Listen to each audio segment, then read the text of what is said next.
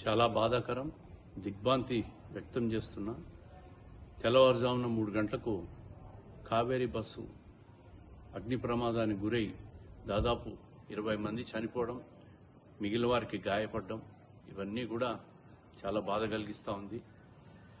ప్రభుత్వం వెంటనే స్పందించి ప్రతి ఒక్కరికి కూడా బాధితులైన వారికి హాస్పిటల్ చేర్పించడం కానీ ఇవన్నీ కూడా ఇమ్మీడియట్గా చేసి వాళ్ళందరినీ కూడా మిగిలిన వాళ్ళని కాపాడడం కూడా ప్రభుత్వ బాధ్యత. ప్రభుత్వం తప్పకుండా మా ప్రభుత్వం తెలుగుదేశం ప్రభుత్వం వచ్చిన తర్వాత ఎప్పుడూ కూడా ఎక్కడ ప్రమాదం జరిగినా కూడా డ్యామేజ్ కంట్రోల్ చేస్తూ అన్ని రకాలుగా చర్యలు తీసుకుంటుంది.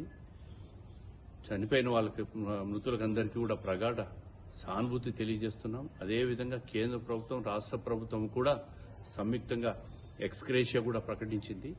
ప్రమాద కారణాలను కూడా గుర్తించి భవిష్యత్తులో ఇట్లాంటి జరగకుండా ప్రభుత్వం నివారణ చర్యలు కూడా తీసుకునే దాంట్లో ఎటువంటి వెనుకాడబోదని చెప్పి చంద్రబాబు నాయుడు గారి ప్రభుత్వం ఆయన ఈరోజు దుబాయ్లో ఉన్నా కూడా మరి ఈ కార్యక్రమం మీద దృష్టి పెట్టి ప్రత్యేకంగా చొరవ తీసుకొని ప్రభుత్వాన్నంతా కూడా అక్కడ బస్సు ప్రమాదం ఘటనకు పంపించి మిగిలిన వాళ్ళని కాపాడే ప్రయత్నం చేశారు. కాబట్టి ప్రతి ఒక్కరూ ధైర్యంగా ఉండాలా. చనిపోయిన కుటుంబాలకు అందరికీ కూడా నా ప్రగాఢ సానుభూతి తెలియజేస్తాను.